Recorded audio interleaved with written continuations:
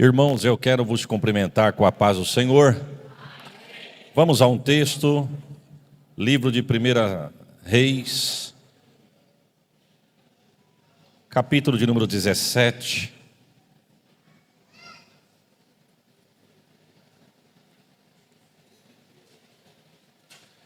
Primeiro Reis, capítulo de número 17. Eu quero ler com os irmãos do verso de número 8 ao verso de número 16. Quantos irmãos procuram, quero deixar aqui registrada a minha palavra de gratidão a Deus pela oportunidade e o privilégio que Deus me concede de retornar nesta cidade, em especial nesta casa de oração. Sou grato a Deus por esse presente e este privilégio. Agradeço a Deus pela vida do pastor Eurismar, a sua esposa, os seus filhos. Que Deus continue abençoando, prosperando esta casa de oração, juntamente com o servo de Deus e a cada irmão aqui presente. Já estamos no dia 5 de janeiro, mas o que eu quero desejar aos irmãos é um feliz 2023. Que Deus continue vos abençoando, prosperando, que as mãos de Deus estejam estendidas sobre a sua vida, a sua casa, em nome de Jesus. Amém? Lembre-se de uma coisa: quem prometeu e começou a boa obra, ele é fiel para cumprir, em nome de Jesus. 1 Reis, capítulo de número 17, a partir do verso 8, diz assim: a viúva de Serepta. Então veio a palavra do Senhor, dizendo: levanta-te e vai a Serepta, que é de Sidom, e habita ali, e eis que eu ordenei ali uma mulher viúva para que te sustente. Então ele se levantou e se foi a Serepta, e chegando à porta da cidade, eis que estava ali uma mulher viúva apanhando lenha, e ele a chamou e lhe disse: traze-me, peço-te, numa vasilha um pouco de água para que eu beba. E indo ela a buscá-la, ele a chamou novamente e lhe disse: traze-me agora também um bocado de pão na mão. Porém ela disse: vive o Senhor teu Deus, que nenhum bolo eu tenho, senão tão somente um punhado de farinha numa panela e um pouco de azeite numa botija. E vês aqui, apanhei 2 cavacos e vou prepará-lo para mim e para o meu filho, para que comamos e morramos. Então disse Elias: não temas, vai, faze conforme a tua palavra, porém faze disso primeiro para mim um bolo pequeno, traga-me para fora, depois você faça para você e para o teu filho. Se você crê, receba a profecia. Porque assim diz o Senhor Deus de Israel: a farinha da panela não se acabará, o azeite da botija não faltará, até ao dia que o Senhor mandar chuva sobre a terra. E foi e fez conforme a palavra de Elias, e assim comeu ela, ele e a sua casa por muitos dias. Levanta a mão e receba a profecia: da panela a farinha não se acabou, e da botija o azeite não faltou, conforme a palavra do Senhor que falara pelo ministério de Elias. Quantos dizem amém, irmãos? Tome assento em nome de Jesus. Irmãos, esse texto que nós acabamos de ler, a Bíblia vai dizer que Israel está passando por uma crise, ou uma grande crise, e dentro da crise que Israel está passando, Israel está vivenciando uns dias sombrios na área espiritual, porque o afastamento de Deus, eu peço que você preste atenção no que eu estou falando para você entender, porque esse início da mensagem aqui é muito importante. O afastamento de Deus estava grande em Israel. O inimigo estava conseguindo afastar o povo de Israel da presença de Deus. Porque o diabo, irmãos, o reino das trevas, ele sabe e ele tem uma organização, preste atenção nisso. O reino das trevas tem uma organização perigosa, porém minuciosa e de uma forma tremenda para trabalhar. O reino das trevas é invisível, o reino das trevas é maligno, mas o reino das trevas também é astuto. Eu não vou falar do invisível e do maligno porque o horário não permite, mas eu quero falar da astúcia. O diabo é astuto, e preste atenção no que eu estou dizendo: o diabo é mais perigoso na sua astúcia do que na sua ferocidade. Até porque se o diabo se apresentasse de chifre e rabo, essa igreja não cabia de tanta gente que tinha aqui. Se o diabo se apresentasse do jeito que ele é de verdade, tinha menos pessoas pecando lá fora e muito mais gente dentro da igreja de Deus. Porque o diabo, ele trabalha de uma forma astuta, e ele, na sua astúcia, ele se torna muito perigoso. Preste atenção, o que eu vou dizer aqui agora é forte, pesado, mas é real. Se tem uma coisa que o diabo tem lutado nesses dias com a sua astúcia, é afastar o homem e a mulher da presença de Deus. Eu vou repetir, é afastar o homem e a mulher da presença de Deus. Preste atenção aqui, o diabo está mais preocupado em nos afastar da presença de Deus do que nos tirar da igreja. Eu vou falar novamente porque eu não estou falando errado não. O diabo está mais preocupado em nos afastar da presença de Deus do que nos tirar da igreja. Porque estar na igreja não é sinônimo de estar na presença de Deus. Eu posso estar na casa, mas longe do dono da casa. Eu posso estar erguendo a mão para adorar, mas a minha adoração pode não passar desse teto. Eu posso estar vindo na casa dele, mas longe dele. Porque estar na casa de Deus não é sinônimo de estar na presença de Deus. Eu não estou falando, preste atenção, eu não estou falando que vir na igreja não é importante.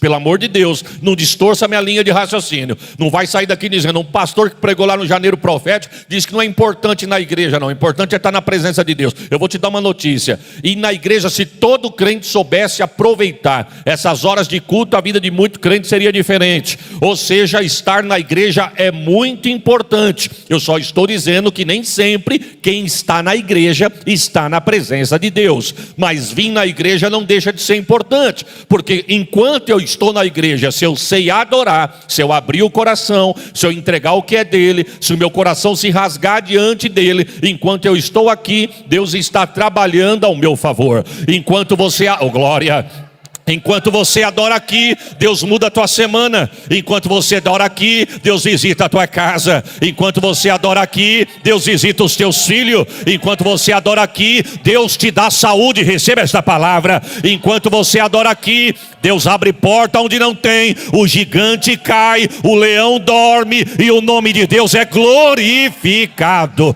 Se você souber aproveitar essas 2 horas de culto, a tua vida será muito diferente. Quem sabe tem alguém aqui que o inimigo preparou para chorar essa semana. Quem sabe tem alguém aqui que o inimigo está articulando para não chegar no fim do dia, no fim do mês. Mas eu tenho uma notícia da parte de Deus. O nosso culto hoje aqui, Deus não vai preparar só um dia 5 de vitória não. Eu estou profetizando, Deus tem semana de vitória, mês de vitória, ano de vitória. Não, se eu fosse você, eu dava um glória melhor do que esse que você deu. Tem gente, pastor Eurismar, com medo do governo que entrou agora. Está com medo, mas vou dar uma notícia para você, meu irmão. Eu quero dar uma notícia de crente para alguém aqui. Não é homem que coloca pão na tua mesa não. Não é homem que vai colocar uma picanha na tua casa não. Não é homem que vai colocar combustível no teu carro para andar não. Eu quero te dar uma notícia, quem cuida de você continua no trono. Oh, glórias ao nome de Jesus. Você crê nesta palavra? Receba o peso dela. Oh, glórias, glória. Mas vamos para o texto aqui. Estar na casa de Deus não é sinônimo de estar na presença de Deus. E isso é uma forma que o diabo tem usado para afastar muita gente da presença de Deus. Aquele sapatinho de algodão, aquela pisadinha leve, aquele negócio diz, não tem nada a ver, o que tem? É só um pouquinho, não interessa, isso aí ninguém... deixa de ser quadrado, deixa de ser cafono, isso aí não tem nada a ver. É a astúcia do inimigo para te tirar da presença de Deus. Agora, voltando aqui para o texto, o inimigo estava conseguindo fazer isso com Israel, porque Israel estava passando por uma crise espiritual pesada. Israel estava afastado da presença de Deus. Por quê? Porque a Bíblia vai dizer que o rei da época era Acabe. Presta atenção nisso. Acabe reinava em Israel. A Bíblia diz que aquele homem foi ímpio. Aquele homem, diz o texto, que ele queimou filho no altar de deuses pagãos para ter sucesso no reinado. A Bíblia vai dizer que ele foi perverso. A Bíblia vai dizer que ele foi mau. A Bíblia vai dizer que ele foi idólatra. A Bíblia vai dizer que ele ganha o pior título que um rei ganhou na época. Ele foi o pior rei de Israel. Agora, tem uma frase aí fora que vai dizer que se nós não tomarmos cuidado, o que é ruim pode ficar pior. E aqui aconteceu isso. Porque além de Acabe ter essas características negativas, a Bíblia vai dizer que ele ainda se casa com Jezabel. Jezabel, diz a história, que era filha do rei dos Sidônios. Ela foi sacerdotisa no templo de Baal. Foi ela que influenciou Acabe a construir um templo para Baal em Israel. Preste atenção nisso. Pode parecer fraco a frase que eu estou usando, mas é muito forte. Na terra de Deus, terra que Deus tinha dado ao seu povo, vem uma mulher idólatra, perversa, e convence o rei de Israel a construir um templo para o seu Deus pagão dentro de Israel. A história diz que ela manda trazer os profetas de Baal da sua terra e começa a pregoar em todo Israel contra o Deus de Israel e a favor de Baal. A Bíblia não diz, mas a história me conta que ela começou a pregar mais ou menos assim: olha, o Deus de vocês não existe mais, o Deus de Israel é morto.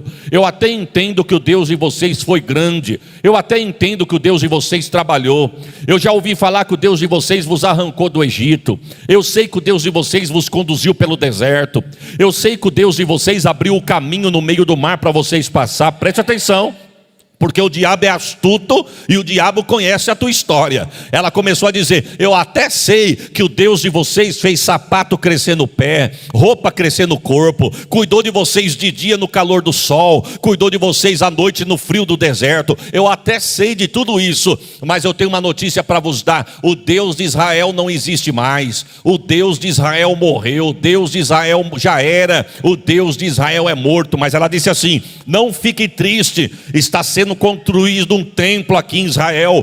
Esse templo vai ser para o Deus chamado Baal. Fica tranquilo que o Deus de vocês morreu, mas o meu Deus vive, e o meu Deus vai ser Deus de vocês também. Olha o que ela começou a dizer: o meu Deus vai mandar água, o meu Deus vai mandar chuva, o meu Deus vai cuidar da vossa horta, o meu Deus vai cuidar da vossa plantação, da vossa lavoura, o meu Deus vai cuidar do vosso gado, o meu Deus vai cuidar da tua semente. Baal reina, Baal manda, Baal vai cuidar de vocês. E diz o texto que isso foi proliferando na mente do povo de Israel. E pasme os irmãos, diz o texto, diz a história, que muitos foram acreditando nessa pregação. Porque de repente você está me ouvindo aqui, mas quem sabe que tem gente que diz assim: ah, mas quem é que vai acreditar num negócio desse? Meu irmão, se tem uma coisa que o diabo não tem pressa, é de te afastar da presença de Deus. Se todo dia ele jogar uma pedrinha, e nessa pedrinha ele vai construir uma barreira, e essa barreira lá na frente vai te afastar da comunhão com Deus, ele não acha que ele perde tempo, pelo contrário, ele vai investir nisso para te afastar de Deus. Mesma coisa foi Jezabel em Israel. O texto diz que ela vai proliferando essa mensagem, e essa mensagem vai entrando no coração do povo de Israel, e a maioria foi se entregando, e a crença dela dizendo que Deus tinha morrido, e Baal sim vivia, Baal sim reinava. Agora preste atenção: quando o diabo pensou eu ganhei, Deus levantou Elias. Porque Deus sempre vai ter uma trombeta para tocar. Eu vou repetir: Deus sempre vai ter uma boca para dizer: assim diz o Senhor. Eu estou sentindo Deus aqui. Deus sempre vai ter uma boca. Irmão, como é importante ter boca de Deus na terra. E Deus tem os seus remanescentes, viu? Deus tem os seus remanescentes. Eu saí de São Paulo um dia, fui viajar para o estado do Mato Grosso do Sul. Eu tinha que descer em Campo Grande e entrar muito para dentro do estado do Mato Grosso. E eu preocupado, porque eu estava indo numa viagem e achei lá com as crianças em casa e os meus filhos passando mal. Mas quando eu cheguei lá no estado do Mato Grosso, só para os irmãos terem uma base, saí de São Paulo 10 horas da manhã, peguei o voo, voei 3 horas, desci em Campo Grande, cheguei na cidade já perto da hora do culto. Eu estava na igreja, mas minha cabeça estava dentro de casa. Eu estava pensando em a minha esposa, meus filhos pequenos, 2 passando mal de uma vez só, e a minha casa. Eu devia ter ficado lá para ajudar minha esposa, mas quando eu pensei, quem sabe alguém olhava para mim, eu de cabeça baixa, olho fechado, eu fiquei imaginando. Tinha irmão que talvez estava olhando para mim pensando: ó, o pastor está em espírito de oração para pregar. Nada, eu estava ali no corpo, mas a minha cabeça estava dentro de casa. Mas alguém apertou o meu joelho, quando eu abri os olhos era o pastor. O pastor me chamou perto dele, eu percebi que ele queria falar alguma coisa. Eu debrucei em cima dele, coloquei o meu ouvido perto da boca dele. Ele chegou com a boca no meu ouvido e diz: assim diz o Senhor. Para tu saber que eu te trouxe nessa casa, descansa em mim. Eu conheço a tua necessidade, mas eu te digo assim: eu sou Deus de perto e eu sou Deus de Enquanto você está fazendo a minha obra aqui, eu desço na tua casa agora, eu dou saúde para os teus filhos e o meu nome vai ser glorificado. Só para você dar um glória melhor do que esse: enquanto você adora a Deus aqui, Deus está visitando a tua casa, Deus está visitando a tua família. Receba esta palavra. Alabaxoricai. Irmão, volta comigo aqui por causa do horário. Elias, um homem desconhecido, pastor Elismar, porque a Bíblia, quando vai falar desse homem, começa a dizer assim, ó: Elias o Tisbita. Tisbita não era o sobrenome dele, não. É porque ele era da terra de Tisbe. Se você for procurar no mapa, você nem acha Tisbe, nem no mapa da geografia da época. Tisbe era uma cidade tão insignificante que nem no mapa saiu. Aí Deus chama um homem desconhecido, de uma família desconhecida, de uma cidade desconhecida, para fazer uma grande obra. Porque eu tenho uma notícia, irmão: Deus não precisa de medalhão para o nome dele ser glorificado, não. Deus não precisa de fama para o nome crescer, não. Deus não precisa dos intergalácticos da fé para o nome dele ser adorado, não. Eu quero dar uma notícia: eu não sei quem você veio ver, mas eu sei quem eu vim aqui adorar. É Ele, por Ele, para Ele. Oh, glórias ao nome de Jesus. Um dia tentaram pirraçar João Batista. Chegaram em João Batista para dar uma cutucada em João Batista, dizendo: João, sabe por que tem crente faltando no teu culto aqui no deserto? Porque aquele que você nos apresentou lá no Jordão e batizou ele, teu primo, está fazendo culto na cidade agora. Quem é que vai sair da cidade para vir no calor do deserto? Primeiro. Segundo, você sempre pregou que não era para nós sentar no meio deles, pois teu primo está sentado lá. Você sempre pregou que não era para nós nem beber e nem comer com eles, pois ele está bebendo e comendo com eles. E detalhe, hein? Aqui só tem machado posto na raiz. Lá cego vê, lá coxo anda, lá mudo fala. É claro que está faltando gente aqui e está sobrando gente lá. Quando pensaram que iam deixar João Batista frustrado, João Batista diz assim: eu nunca disse para vocês que eu sou alguma coisa. Eu nunca disse para você que eu sou o noivo. Eu sempre disse que eu sou amigo do noivo. E o amigo do noivo não tem direito sobre a noiva. Eu sempre preguei que eu não sou digno nem de me abaixar para desatar as sandálias do pé dele. Eu preguei para vocês que eu vinha antes dele, mas ele era primeiro do que eu. E eu quero dar uma notícia: se vocês estão pensando que vocês vão me aborrecer com isso, eu quero falar para vocês: convém que ele cresça e que eu diminua. Você pode dar um glória melhor do que esse que você deu, irmão? Eu estou sentindo Deus aqui.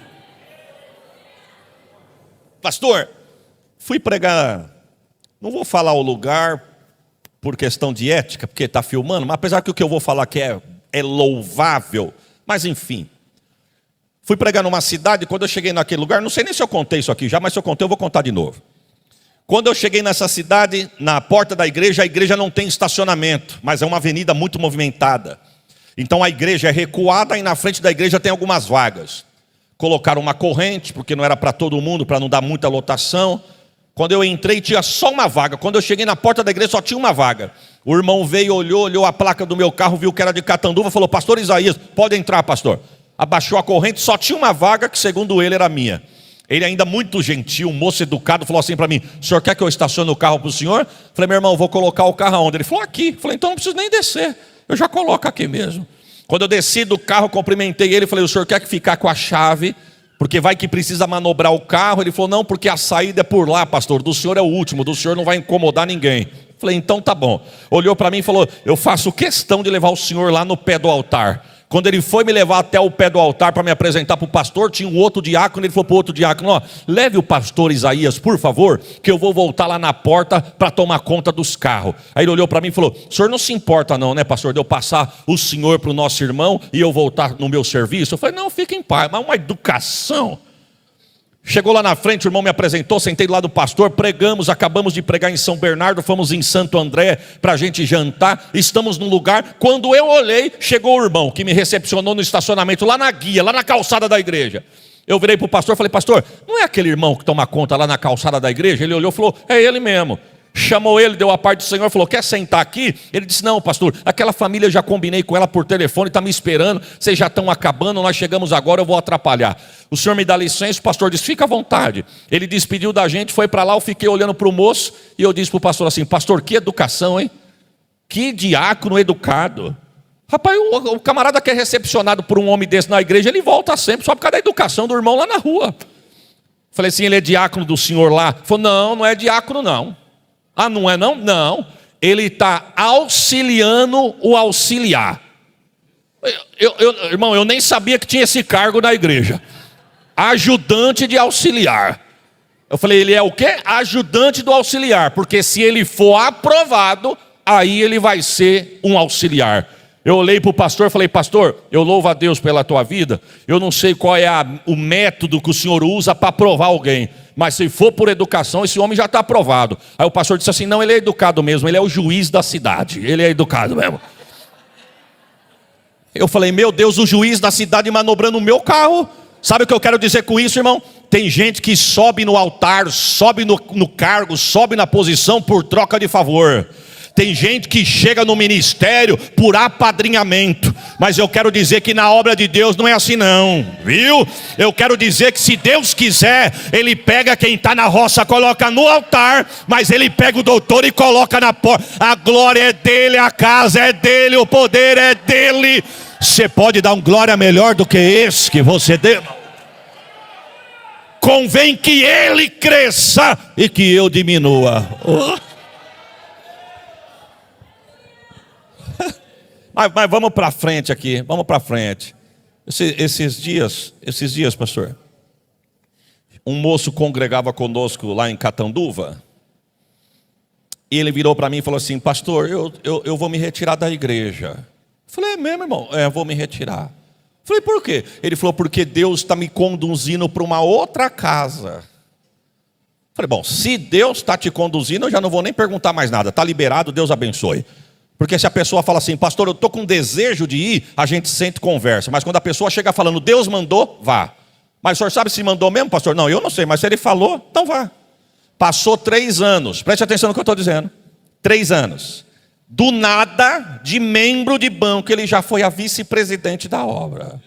Porque alguém chegou nele e falou assim para ele: o que você faz lá com o pastor Isaías? Ah, lá de vez em quando eu prego. Não, você está tardando a tua chamada, meu irmão. A chamada é forte, verdade. Deus tem uma obra grande na tua vida, verdade. E se você for ficar lá, o tempo vai passar e você vai ser esquecido. Vem para cá. Aqui você não fica sentado não. Aqui eu quero que você comigo no altar. E já vou te falar, eu quero você comigo vice-presidente. O moço novinho falou: eu estou dentro. Só que passou 3 anos. Jesus falou para ele: volta. Aí lá vem ele: pastor, Jesus mandou eu voltar. Falei: mas se Jesus mandou, seja bem-vindo, irmão. Ele falou: só tem uma coisa, eu entendi por que Jesus me tirou daqui há 3 anos atrás. É mesmo? Por que Jesus te tirou daqui? Porque Jesus queria me colocar numa posição, para quando eu voltasse numa posição diferente da que eu saí. Eu falei: qual que é a posição que Jesus te deu? Ele falou: eu sou vice-presidente. Eu falei: prazer, o senhor quer voltar mesmo? Eu quero. Deus abençoe, desce, aqui o senhor é membro. Ô Jesus, pega leve, porque vai que alguém de Pradópolis quer ir para Catanduva, não vai me procurar lá assim, Jesus. Ele olhou para mim e falou: pastor, mas lá de cima eu vou ter que descer lá embaixo. Eu falei: meu irmão, você sabe o que é subir um prédio de 24 andares? Ele olhou para mim e falou: eu não sei o que é um prédio, pastor, muito menos de 24 andares. Eu falei: eu vou usar o que é 24 andares, porque eu já subi num apartamento no 24º andar e subimos pela escada. Um amigo meu mudando para o apartamento dele novo falou para mim assim: vamos passar para você conhecer meu apartamento novo? Vamos. Chegamos lá, tinham liberado as chaves, muito morador subindo e descendo com mudança, tanto social como de serviço. Aí ficamos 15 minutos esperando o elevador. Ele olhou para mim e falou: você se importa de subir nas escadas? Eu cheio de gás, falei: qual que é o andar mesmo? 24º. Falei: tranquilo, vamos lá. Irmã, as escadas, pastor, a gente fazendo assim, ó. Quando chegou no 4º andar, falei: vamos parar que o meu labirinto já começou a rodar aqui, irmão. Eu falei para ele: meu irmão, você não tem noção que é subir 24 andares pela escada. Mas só para você entender, sabe o que você fez? Você cortou caminho. Foi como se você tivesse subido 24 andares. E quando você chegou lá em cima, você lembrou que deixou a chave lá no console do carro no estacionamento. Você correu, cortou caminho, mas você não vai chegar onde você quer se você tentar burlar o que Deus tem para você. Irmão, para resumir, cuidamos dele, Deus cuidou dele, ele foi obediente, pegou a fila, Deus levantou ele, já foi embora da cidade e anda pregando a palavra e o nome de Deus sendo glorificado. Tem gente que corre atrás de cargo, tem gente que corre atrás de posição, tem gente que quer comprar cadeira, mas eu quero te dar uma notícia: cadeira não entra no céu, carteirinha não te põe no céu. Mas o nome escrito no livro da vida vai te colocar no céu. Você pode dar um glória por esta palavra? Vamos voltar para o texto. Elias, quando chega, Elias, irmão, preste atenção como esse homem se apresenta. Elias se apresenta dizendo assim, ó: vive o Senhor. Parece que foi pouco o que ele disse, né, irmãos? Mas quando Elias disse vive o Senhor, Elias estava dizendo o quê? Deus vive, viu? Lembra do que eu disse no começo da minha fala? Jezabel estava pregando dizendo que Deus estava morto. É por isso que quando Elias se apresenta dizendo vive o Senhor. Alguém disse, mas vive ou está morto? Porque Acabe falou que está morto, Jezabel está ensinando que está morto. Agora aparece você estranho dizendo que ele está vivo. Acabe disse, ele está morto. Elias disse, ele está vivo. Ele está tão vivo que eu estou adiante dele. Ele está tão vivo que eu estou na presença dele. Só para você dar um glória. Ele está tão vivo que a tua casa está de pé. Ele está tão vivo que a tua família não afunda. Ele está tão vivo que a porta está sendo aberta. Ele está tão vivo que nós podemos crer no amanhã. Não é assim que diz o hino, irmão? Porque ele vive. Posso crer no porque ele vive. Temor não há. Alabachore calabai. Aí Elias diz assim, ó: vive o Senhor, vírgula, em cuja presença eu estou. Aí eu gosto disso, irmãos. Camarada, para falar um negócio desse tem que estar com o saldo cheio. Ele diz assim, ó: que segundo a minha palavra não cai chuva do céu e nem orvalho sobre a terra. Irmão, no tempo de escassez, de seca, de estiagem em Israel, poderia parar de chover, mas não parava de cair orvalho. E com o orvalho que caía do céu, muitas das vezes o agricultor sobrevivia com a umidade da noite. Mas Elias, quando se apresenta, ele não fechou a torneira não, ele fechou foi logo o registro. Ele disse, não chove e nem cai orvalho. Ou seja, eu fecho a torneira, mas também fecho o registro, segundo a minha palavra. Eu quero crer que o céu olhou e falou, puxa o saldo desse homem aí. Não, o saldo está positivo. Então debaixo da palavra dele, fecha as comportas do céu. Só que quando ele lança a palavra, Deus se apresenta a ele no verso 3. E a Bíblia diz assim, e apareceu o Senhor a Elias dizendo, Elias, vai-te daqui e vai-te para o ribeiro de Querite. Sabe o que Deus estava dizendo? Elias, sai de cena que quem vai se apresentar aqui agora sou eu. Elias, se esconde que quem vai entrar em cena aqui agora sou eu. Sabe aonde Deus mandou Elias, irmãos? No Querite. Querite é uma palavra hebraica que quer dizer shavat. Essa palavra traduzida em português é cortar do tamanho certo. Tem gente que quer ser profeta. Tem gente que quer alcançar a posição, mas ser cortado para caber no lugar não quer não, irmão. Vou te dar uma notícia, só consegue chegar no capítulo 18 e enfrentar os profetas de Baal quem já passou pelo Querite. É cortar e deixar do tamanho certo. A Bíblia diz que quando ele chega no Querite, diz o texto que a água estava, sacudindo de tanta água. A água tinha, e Deus mandou o garçom cuidar dele. o garçom não era comum, mas era provisão de Deus. O texto diz que o corvo levava a comida de manhã e o corvo levava a comida à tarde. E detalhe, carne fresca. Agora a pergunta é, da onde o corvo achava a carne se o país estava passando por uma escassez? Você entende isso, irmão? Está faltando na mesa do povo, mas o profeta está comendo na beira do rio. A pergunta é, da onde o corvo achava carne fresca para trazer de manhã e à tarde? Existem vários comentários, mas um dos comentários que eu achei muito bonito e quero compartilhar com os irmãos é: um dos lugares aonde possivelmente o corvo achou carne para levar para Elias foi na despensa do palácio de Acabe. Acabe querendo prender, matar Elias, e o corvo pegando da despensa dele, levando para o profeta. Porque se tem uma coisa que Deus não vai deixar, é de cuidar de você e da tua casa. Essa palavra é por revelação, irmãos. Se hoje é dia 5 de janeiro e cada dia do trabalho dos irmãos está trazendo um mês, nós estamos lutando hoje pelo mês de maio. É isso ou não é? Eu não sei se é assim, mas se não for, eu já estou falando. Eu peço até desculpa se não for, mas eu quero dizer coisa para os irmãos. Tem gente, eu vou repetir, tem gente com tanto medo.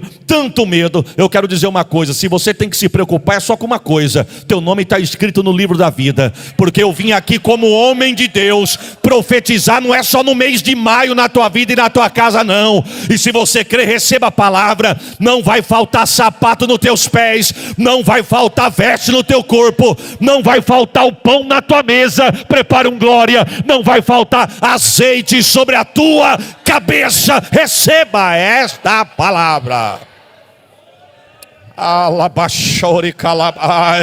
Você crê nesta palavra, irmãos?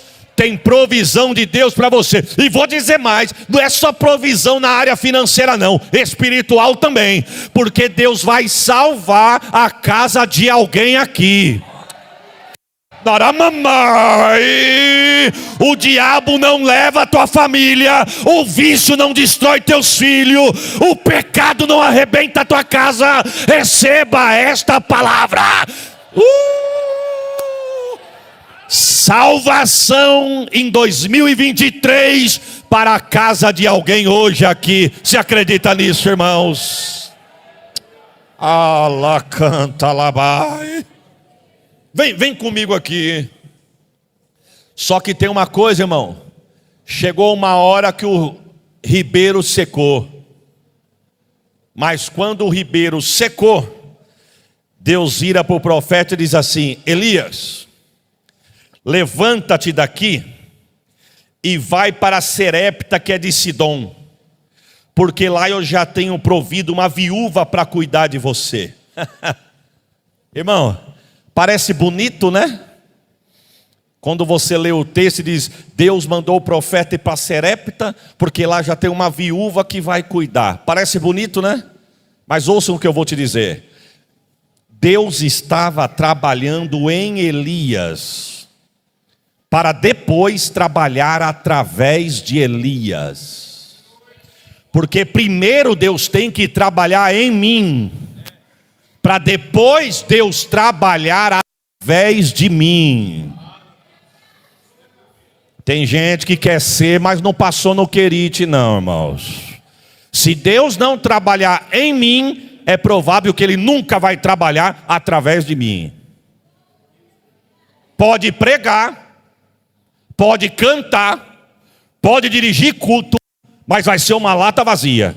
Não tem transformação, não tem arrependimento, não tem salvação. Porque se Deus não trabalhar aqui, Ele não vai trabalhar aí. Primeiro Deus trabalha em mim, para depois trabalhar através de mim. Lembra de Davi? Lembra de Davi? Davi um dia chega no profeta Natan e diz assim, eu vou parafrasear, irmão, a Bíblia é muito profunda, minha mente é muito rasa, me permita parafrasear. Davi um dia chega em Natan e diz assim, Natan, eu estou com vergonha de Deus. Por quê, rei? Porque eu moro em casa de cedro e Deus mora em casa debaixo de cortina de lona. Eu estou com vergonha de Deus. O profeta perguntou, e o que você quer fazer? Ele falou, eu vou fazer uma casa para Deus. Irmão, qual é o profeta que vai profetizar o contrário, ouvindo o rei dizer que vai fazer uma casa para Deus? Tem que estar com o Wi-Fi ligado direto, irmão. Não pode nem pensar em cair o sinal. Mas o profeta virou e disse: faça porque Deus é contigo. Não é assim que diz o texto? Nota de rodapé: todo vaso vaza. Cuidado. Mas vamos para frente. Quando Natan chega em casa, Deus pergunta para Natan: de onde você vem vindo, profeta? Eu estou vindo da casa do rei. E o que o rei falou para você? Falou que vai construir uma casa para o senhor. E você falou o que para ele? Eu falei que ele pode fazer porque o senhor é com ele. Deus disse: quem foi que mandou você falar isso? Eu não falei nada. Volta lá e pergunta para ele quem é que está pedindo casa para ele. Volta lá e fala para Davi aonde ele leu que eu estou precisando de uma casa. Volta lá e fala para ele que inclusive a casa que ele tem, quem deu para ele foi eu. Então a casa não é dele, a casa é minha. Fala para ele que eu estou com saudade de quem ele era e não de quem ele é. Fala para Davi que eu estou com saudade de quando ele tinha harpa na mão e não cedro de rei na mão. Fala para Davi que eu estou com saudade dele quando ele se vestia de pele de animal e não quando ele está com veste de púrpura. Fala para Davi que eu estou com saudade dele quando ele tinha cheiro de canela na cabeça e não coroa de rei na cabeça. Fala para Davi que eu estou com saudade dele de quando ele tocava a harpa e o espírito maligno corria. Diga para ele que eu quero que primeiro ele seja, para que depois ele faça. Meu irmão, 2023, Deus vai tirar crente do acomodismo. Alacanta, labai. Senhor, eu quero voltar nessa cidade, Jesus, mas receba a palavra. Eu não vou engolir fogo não, receba em nome de Jesus. Esse negócio de vir no culto, só fica sentado para ver o que vai dar. Ouve, acaba o culto, vai embora. Deus está dizendo: eu vou levantar um exército nessa cidade. Eu vou despertar crente nesta casa, e o meu nome vai ser glorificado. Porque tem gente, preste atenção, tem gente que acha que é só o pastor, chama o pastor, isso é para o pastor, é para o pastor, chama o pastor, manda o pastor. Eu profetizo. Tem crente aqui que vai perder sono, porque Deus vai te chamar para conversar com você de madrugada. Ala canta, ala baixou. Se você crê, tu vai falar em línguas estranhas no volante do teu carro. Deus está mandando um avivamento para esta igreja. Calabanta, lamanai. Deus está soprando o nome da igreja Adebrais de Pratópolis nessa cidade. Eu vou fazer, eu vou curar, vou libertar, eu vou salvar. Receba esta palavra.